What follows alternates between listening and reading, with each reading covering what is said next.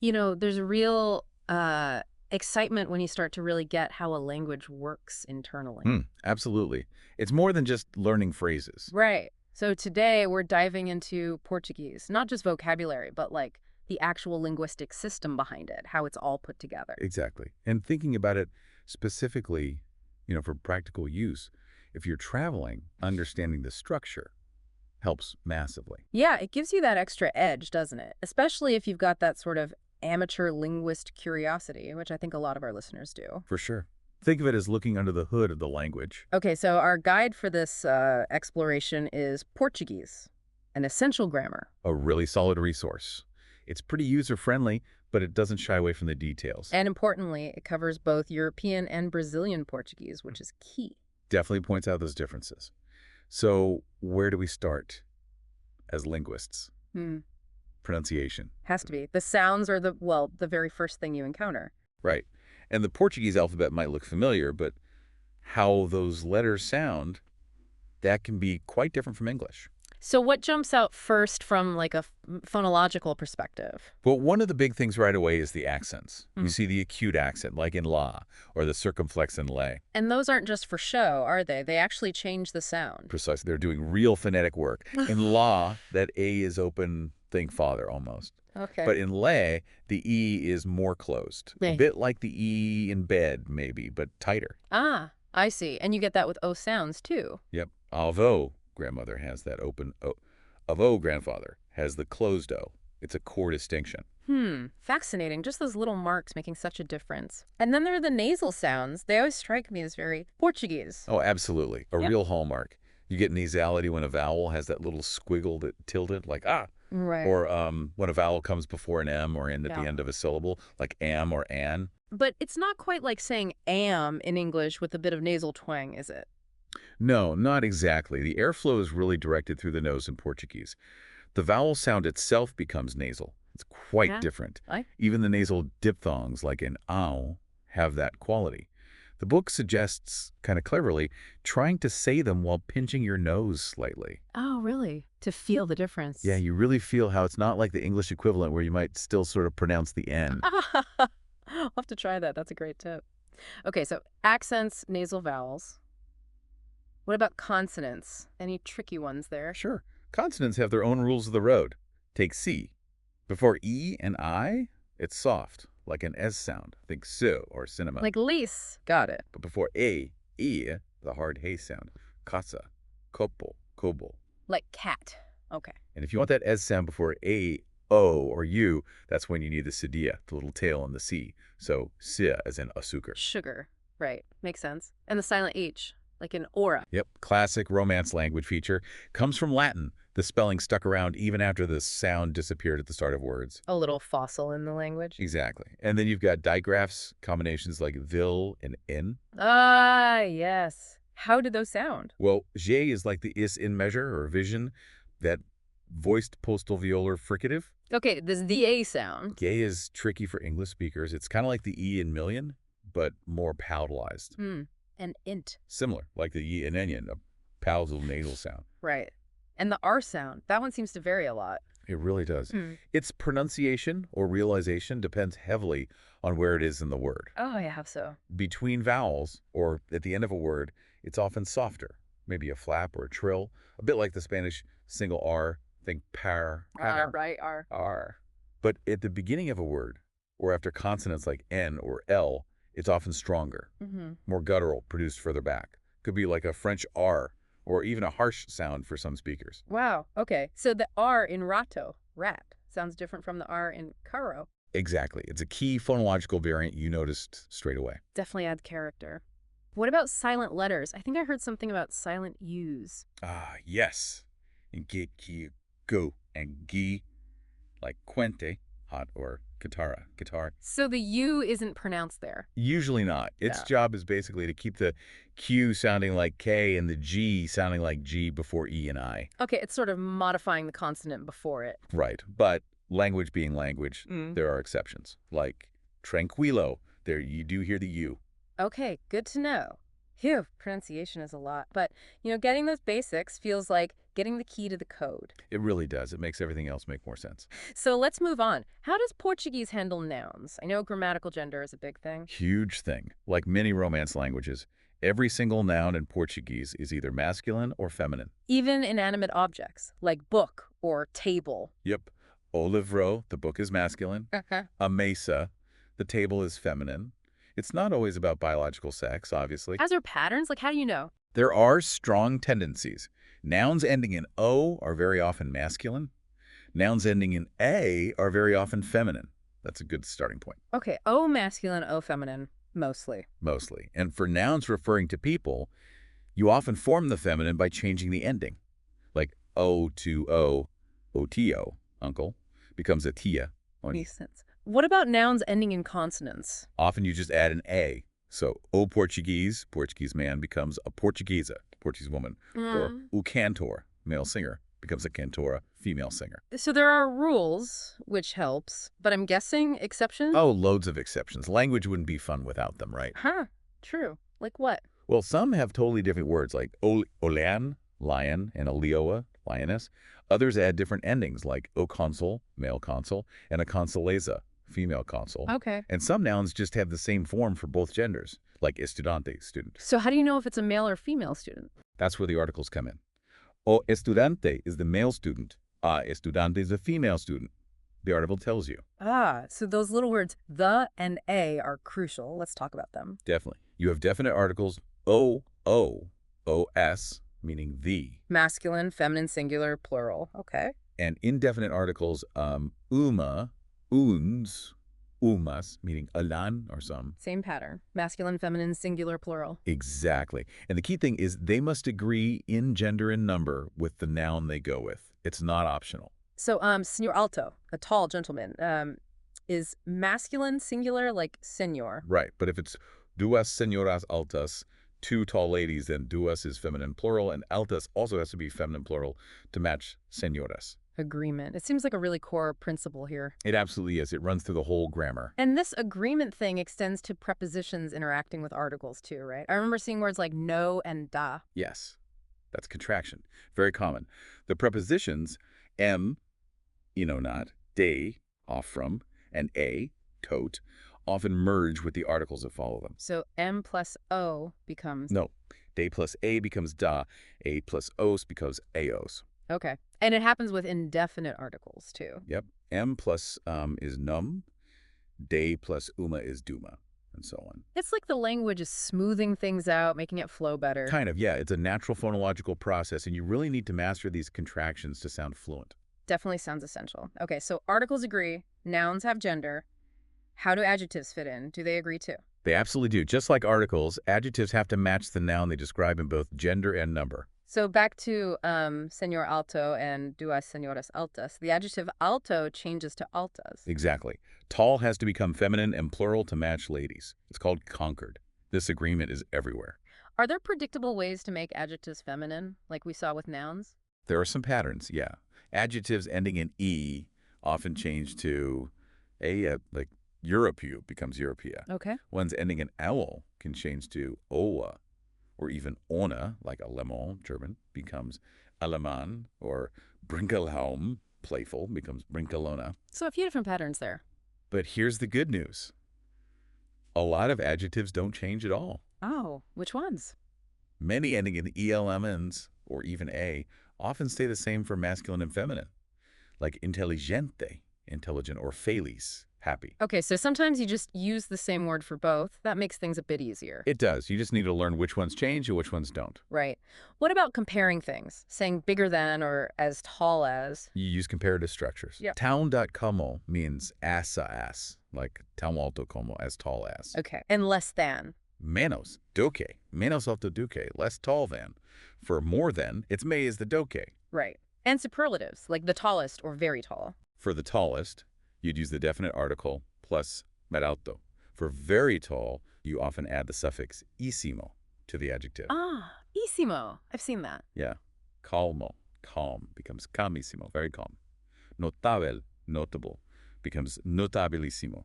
It adds emphasis. A nice intensive form. Does it matter where you put the adjective, before or after the noun? Usually adjectives come after the noun in Portuguese.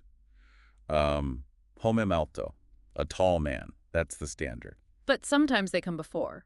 Yes, and sometimes that changes the meaning slightly. Putting it before can give it a more figurative or inherent quality. Right. The classic example is grande homem. Usually means a great man in terms of importance or character. Okay. Whereas homem grande just means a large or a big man physically. Ah, that's a subtle but important distinction. Word order matters. It definitely can. It can also just be for style, especially if you have multiple adjectives. Okay, fascinating stuff. Let's switch gears a bit and talk about pronouns. Those little words like he, she, it, they, essential for conversation. Absolutely crucial. And Portuguese pronouns have some interesting features. Let's start with subject pronouns. Eu, I, tu. You, informal, singular. Você is also you, right? Right, você is singular you, but its level of formality varies a lot between Portugal and Brazil.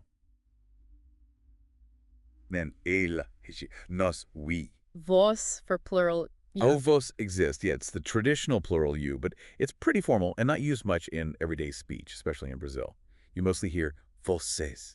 Okay, so vocês is the common plural you. Generally, yes. Now, the really interesting thing linguistically is that you often just drop the subject pronoun. Really? You don't say eu estou aqui for I am here. You can, but very often you'll just hear estou aqui. The verb ending the conjugation usually tells you who the subject is. Ah, because the verbs change so much for each person. Exactly. It's what linguists call a pro-drop language, or null subject, common in Romance languages. Saves a bit of breath. So when do you need to include the pronoun? Mainly for clarity, if the verb form could refer to more than one person, or for emphasis. Okay, like if queria ir wanted to go, could be I or hisho. Precisely. Then you'd say ela queria ir, or I queria ir. To make it clear, also after certain conjunctions or adverbs sometimes. Got it. What about object pronouns? Me, him, her, us, them. Where do they go? Ah, pronoun placement. That's a fun topic. Portuguese has direct objects, me, te, oa, nós, vós, vocês, and indirect objects, me, te, le, nós, vós, les. Os for him, her, them direct, and the les for to him, her, them indirect. Okay. Generally, these pronouns come after the verb and are attached with a hyphen. Evio. I saw him. Okay, attached after. But if the sentence is negative or question or starts with certain adverbs, they usually jump before the verb. Oh, right. So no OV. Exactly. No, I didn't see him. Or como te deu isso? Who gave you that? Te comes before do. Okay, placement depends on the sentence structure. That seems like something you just have to learn. It is. Yeah. And it gets even more interesting when you have direct and indirect objects together. They often combine into single forms. Like giving it to him. Yeah, that can become something like daro. It shows how morphology and syntax really interact. Wow. Complex, but efficient, I guess. Yeah. What about reflexive pronouns? Myself, yourself, etc. Those are mi, te, se, nos, vos, se. Used when the action reflects back on the subject. Eu lavo-me. I wash myself. Pretty straightforward. Anything tricky there? Just a small pronunciation thing. When you add the reflexive nos, ourselves, to a verb ending in is, like the nos form, that final s on the verb often drops. Oh, like nos lavamos, we wash becomes Nos lavámonos. Yeah. The is disappears. Just a little phonetic adjustment. Good detail to know. Okay, let's talk about possession. My, your, her, our, possessive adjectives and pronouns. Right. The forms are things like mi minham ius minias for my tu coitus tuus for your informal for hishirich your formal there. Okay, lots of forms. Do they agree with the owner or the thing owned? This is key. They agree in gender and number with the thing possessed, not the possessor. Ah, so if Maria has a car, it's o seu carro. Exactly. A Maria veio no seu carro. Seu is masculine singular because carro is masculine singular, even though Maria is female. That's different from English. Good to remember. Very. Also, Portuguese often avoids possessives altogether, especially with body parts or clothing. You'd more likely say, ela abrió os olhos. Open the eyes instead of she opened her eyes. Using the definite article instead. Interesting. Yeah. And there are regional differences, too. Brazilian Portuguese often drops the article before possessive adjectives, but uses it with possessive pronouns. Little variations. Always fascinating how languages diverge regionally. What about demonstratives? This, that, these, those. Portuguese has a three-way distinction here, which is more than English. Three-way? How so? You have estis, destas, estas for things near the speaker. These here. Okay. Then essis, esses for things near the listener, or things just mentioned, those near you. Right. And the third? aquele, for things far from both the speaker and the listener. That's those Yeah. over there. Ah, so it encodes distance relative to both people. That's useful. It is. And there are also neuter forms isto, iso, aquilo, for when you're referring to an idea or something unidentified. Like, what is this? Okay, esto. Exactly. And just like articles, these demonstratives also contract with prepositions like de and em. So de plus este becomes... Dest, em plus s becomes nes. De plus aquele becomes aquele. Again, those contractions are everywhere. Seems like a core feature. Okay, quickly then, interrogatives, question words. Sure. Key ones are que, what which, often before a noun, quel, what which often used alone or implying a choice, quantuiosus, how much many, And where? Why? onde for where, like Yeah. onde fica a casa de baño, where is the bathroom, very useful for travel, Definitely. and por qué, or por qué for why. There's a subtle difference in spelling and usage between por, because why in some questions, and por qué, why, often at the end of a question. Ah, that spelling difference is tricky. Good to be aware of. And indefinite pronouns, like someone, something. Yep, common ones include algo, something, alguém, someone, nada, nothing, ninguém, no one, cada, each, cher, certain, useful for general statements. Okay, great overview of the pronoun system. Now, something super practical for travel, numbers. Absolutely essential. Portuguese has cardinal numbers 1, 2, 3, cuatro, ordinal numbers, first, second, third, primero, segundo, tercero. So for travelers, cardinals are key for prices, times, addresses. And ordinals may be for dates or floors in a building. Yeah. You'll also see multiplicative numbers like duplo, double, triplo. And quirks with numbers. Minor spelling differences sometimes between European or Brazilian Portuguese, like 14, EP, versus Corator's, BP, for 14. And Brazil consistently uses 17, 19 for 16, 17, 19. Small details, but good to know. And Roman numerals, still used. Yeah, sometimes for centuries, or for kings and popes, like Século XX, 20th century, or Dom João VI, King John VI. Historical context. Useful if you're visiting historical sites. Okay, we can't really talk about conversation without tackling the absolute engine of the language, verbs. The heart of it all. Verbs convey the action, the state, the occurrence. In Portuguese, they fall into three main groups, or conjugations, based on their infinitive ending. Ar. Exactly, like estudar, to study, is ar, vender, to sell, is ar, and partir, to leave, is ar. Most verbs follow predictable patterns based on these endings. Okay. For someone focusing on conversation and travel, which tenses are the absolute must-knows first? Definitely the present tense. Yeah. It's your workhorse. You use it for what's happening now, obviously, but also for habits, routines. Right. Eu estudo português. I study Portuguese. Exactly. But also, you can use it for the near future, especially with a time word. Vou ao cinema amanhã. I'm going to the cinema tomorrow. Oh, handy. Using the present for the future. Very common. And even for the historical present, telling past stories more vividly. So, nail the present tense conjugations, especially for common irregular verbs. Like ser, estar, ter, the big ones. The big ones. Ser and estar, to be. Ter, to have. Ir, to go. Fazer, to do make. Do say. Pour, to put. Queer, to want. Saber, to know. Ver, to come. Knowing those is crucial. And remembering that você and você often use the third-person verb forms, especially in Brazil. Yes, that simplifies things a bit initially. Focus on those third-person forms. Okay, present tense is foundational. What about talking about the past? Things that already happened. You need two main past tenses for that. First, the preterite, or simple past. This is for completed actions, specific events that are finished. Like, eu estudei ontem, I studied yesterday, done. Exactly. It marks a specific point or period in the past. Then you have the imperfect. The imperfect, how is that different? The imperfect is used for ongoing actions in the past. Habitual actions, descriptions, setting the scene. Think was for doing or used to do. So like, quando eu era criança, brincava muito. When I was a child, I used to play a lot. I played a lot, habitually. Perfect example. Era is the scene.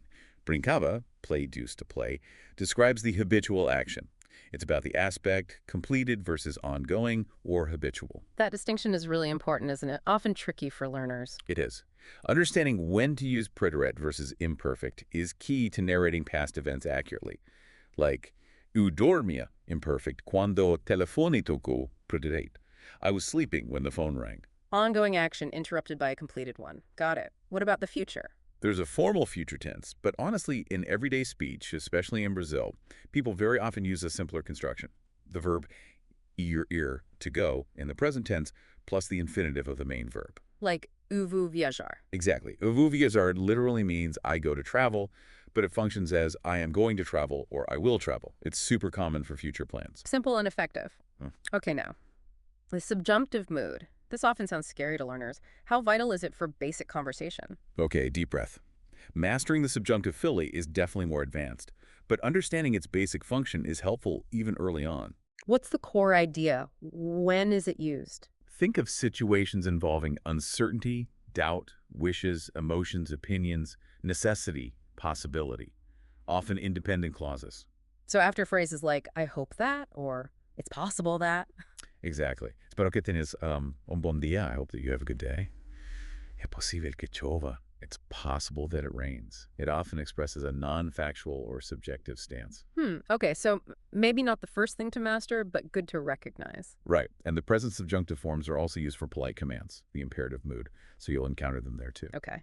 And auxiliary verbs, like to have or to be, helping other verbs. Yeah, verbs like per, to have, and sometimes haver, to have exist, are used to form compound tenses, like the present perfect. Tenho estudado muito. I have been studying a lot. And ser and estar can be used in passive voice constructions. But for basic conversation, the simple tenses are your priority. Got it. Focus on present, preterite, imperfect, and the air plus infinitive future first. That's the core toolkit. Okay, let's talk about connecting ideas. Adverbs and conjunctions. The glue that holds sentences together and adds detail. Adverbs are great because they usually don't change form. They're invariable. Nice. And they tell us how, when, where, how much. Exactly. Time, ontem, yesterday. Hoje, today. Amanhã, tomorrow. Yeah. Place, aqui, here, ali, there. Manner, well, mal, badly. Intensity, muito, very much. Popo, little. Affirmation, negation, doubt. Yes. Oh. No. Talvez, maybe. Lots of useful vocabulary there. And conjunctions link clauses? Right. You have simple coordinated conjunctions like e and mas, but u. Okay, joining equal parts. And then subordinating conjunctions that introduce dependent clauses, showing relationships like cause, porque, because, contrast, embora, although, condition, se, if, purpose, para que, so that. These let you build much more complex, nuanced sentences. Essential for moving beyond basic statements. And then there are prepositions, those tricky little words like in, on, at, to, from. Small words, big job. They show relationships between other words. You have the core ones, toten, in and not, de from para corco, with por, by through. And those often contract with articles, as we said, no, not, do, da, etc. Always contracting. You also have prepositional phrases like em cima de on top of ao lado de. Next. Right. And some verbs just always take a specific preposition, don't they? They do. That's called verb government or regencia verbal. You just have to learn them. Like precisar de, to need. Gostar de, to like ir a or ir para, to go to. Pensar em, to think about. That's a key thing to learn for fluency, knowing which preposition goes with which verb. Absolutely. And for travel, knowing prepositions for transport is useful. A pé, on foot, de carro, by car, de avión, by plane. No autocarro, on the bus, notice the contraction, no, from him, plus a. And time prepositions like desde dat ate, from dot and until. Okay, lots of grammatical ground covered. The grammar book also has a section on like common usage points or tricky bits. Yes, additional notes on Portuguese usage. Super helpful. It tackles things learners often struggle with. Like what? For example, the use of a gente as an informal way to say nós, we, especially common in Brazil. It takes a singular verb like a gente, we go, we're going. Oh, interesting, like saying one goes, but meaning we go. Kind of, yeah. It also clarifies the difference between tudo, everything all, and todo, whole doery, which depends on placement and agreement. Okay. And it tackles the classic headache, por versus para. Both can mean for, but have distinct uses related to reason, purpose, duration, destination, etc. That one definitely needs careful study. It does. Also nuances like a versus para with movement verbs, desde.ate versus d-day for time-distance ranges, proximal, nearby next, in sequence, versus seguinte, following. Little distinctions that make a big difference. Exactly. And clarifying top, so plus adjective adverb, versus tanto, so much many plus noun or afterverb, or the timing words ainda, still yet, and sha, already. These are the refinements you need. Sounds like a goldmine section for ironing out common mistakes. And word order generally. We know pronouns move around, but is the basic sentence structure flexible? The basic order is subject, verb, object, SVO, like English. Eu como pão, I eat bread. But there's definitely more flexibility than in English, especially, as you said, with object pronoun placement. Right, before or after the verb, depending on the context. And sometimes you might invert subject and verb for emphasis or in questions, but SVO is the default. Direct objects usually come before indirect objects if both are present as nouns. Eu dei o livro ao Luís. If the direct object is a pronoun, it usually still comes first. Eu dei o Luís. Okay, so some flexibility, but a general SVO tendency.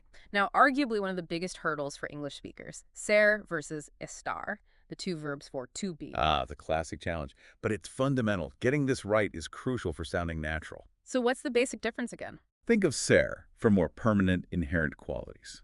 Identity, origin, nationality, profession, characteristics, personality traits, time, dates, ownership. Things that define what something or someone is. Like, eu sou professor, I am a teacher. Or, ela é alta, she is tall inherently. Okay. Whereas estar is for more temporary states, conditions, locations, feelings, moods, weather. Things that describe how something or someone is right now or where they are. Like, eu estou cansado, I am tired right now. Or, o livro está na mesa, the book is on the table, its current location. Exactly. Seros for essence, estar for state or location. It reflects a different way of viewing the world, distinguishing between permanent and temporary aspects of being. So important to internalize that difference, especially for describing yourself and your surroundings when traveling. Absolutely critical. Okay, we've gone deep into the grammar, but knowing the rules is one thing, using them is another. The book also covers language functions, right? More about practical communication. Yes. Part 2 shifts focus to what you do with the language. How to perform actions like greeting, asking, requesting, agreeing, disagreeing. Very practical. So, things you'd actually need to say when interacting with people. Precisely. It covers socializing. Greetings, bom dia, boa tarde, boa noite, farewells, até logo, ciao, especially common in Brazil, welcoming, bem-vindo, introducing yourself and others. And crucially, forms of address, too. Você, o senhor. Yes, it highlights the importance of choosing the right level of formality. 2, being informal, common in Portugal, less so in Brazil. Você being standard, formal in Portugal, general use in Brazil, and o senhor for more formal situations. Navigating that is key. Definitely. What about getting things done, asking for help or making requests? Covers that too. Phrases like pode ajudar, can you help? Faz favor. Please used when asking for something. Giving instructions, haverá porta, open the door. Expressing needs and wants. Quero, I want. Essential stuff. And expressing opinions or understanding. Yep. Agreeing, disagreeing, sim, no. Concordo, discordo. Saying you know or remember, sabe, do you know? Lembra-me de, I remember, lembra-me de. Talking about possibility, é possível, é impossível. And importantly, saying you don't understand and asking for clarification, não compreendo, pode repetir. Oh, pode repetir is probably one of the most useful phrases. Absolutely. And expressing certainty or uncertainty, tenho certeza, I'm sure. Don't tenho certeza, I'm not sure. So it equips you for those common conversational roadblocks. What about expressing feelings? Likes, dislikes. That's covered under judgment and evaluation. Expressing pleasure, gosto de, like displeasure, no gosto de. Interest or lack of it. It interests me, no me interest, or satisfaction, surprise, hope. And apologizing, disculpe, or expressing regret. Lamente, being able to express those basic feelings makes interactions much more human. For sure. And finally, exchanging factual information. But like asking basic questions. All right, que me? Who is it? Okay, what is it? Onde mora? Where do you live? Que horas são? What time is it? Also reporting what someone said, telling the time, talking about the weather. Ah, weather, small talk essential. Any differences there? Yeah, it notes the common EP versus BP variations, like está chover, EP, versus está chovendo, BP, for it's raining, using the gerund more in Brazil, also giving dates and addresses, even basic letter writing conventions. So it really covers the functional building blocks for communication. That's incredibly helpful alongside the grammar. Now, we've mentioned the European versus Brazilian differences a few times. The book dedicates a whole part to that. It does, part 3. It systematically lays out the main distinctions a learner should be aware of. Beyond pronunciation and vocabulary, what are the big grammatical ones again? The pronoun system is probably the biggest. The near absence of tu, and especially vos, in standard Brazilian Portuguese with você and vocês taking over, using third-person verb forms. That really changes the feel of conjugation tables. It does. Even when tu is used informally in Brazil, it often takes a third-person verb, which is technically ungrammatical but very common colloquially. Fascinating linguistic variation. What else? We mentioned the different use of articles with possessives. Word order for object pronouns tends to be more flexible in Brazil. You'll hear pronouns before the verb more often in affirmative sentences than you typically would in Portugal. Okay. And things like greetings, tchau, being almost universal in Brazil. Weather expressions using the gerund, even how you ask for an address, carioso endereço in Brazil. Little things that add up. So it's really valuable to be aware of which variety you're learning or likely to encounter. Does it mention African Portuguese much? Briefly, it notes that the Portuguese in the Pello countries, like Angola, Mozambique, is generally closer to European Portuguese historically, but with its own evolution and influences from local languages, sometimes involving simplification or unique vocabulary. And it mentions the Portuguese-based Creoles in Cape Verde and Guinea-Bissau, which are distinct languages. It really paints a picture of a global, diverse language. And the final part of the book touches on culture. Yes, part 4 gives some historical and cultural context.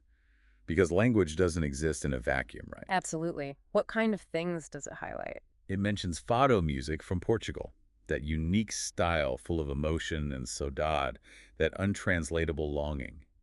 It names Amalia Rodriguez as the iconic singer. Ah, fado. Such a powerful genre. And for Brazil, it touches on música popular brasileiro, MPB, samba canção, and the emergence of bossa nova, with figures like João Gilberto and Antonio Carlos Jobim.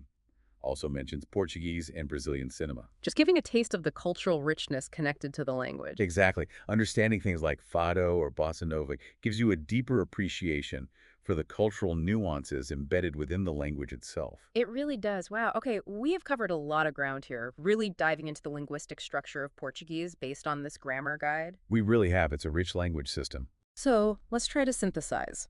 For someone listening, maybe that amateur linguist who wants to learn conversational Portuguese for travel, what are the absolute key takeaways from this deep dive? Okay, I'd say, number 1, get a feel for the core sounds, those open-closed vowels marked by accents, the nasal sounds, the key consonant differences like C and R. Right, pronunciation basics. Number 2, grasp grammatical gender and how articles and adjectives must agree with nouns. That's fundamental. Agreement, agreement, agreement. 3, learn the essential pronoun subject and when to omit them, object and basic placement rules, possessives, remembering they agree with the thing owned, demonstratives. Okay, the core pronoun toolkit. 4, verbs.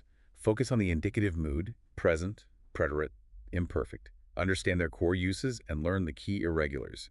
And use that simple air plus infinitive future. The conversational verb essentials. 5, nail down the difference between sir and estar. Absolutely crucial. Sir versus estar.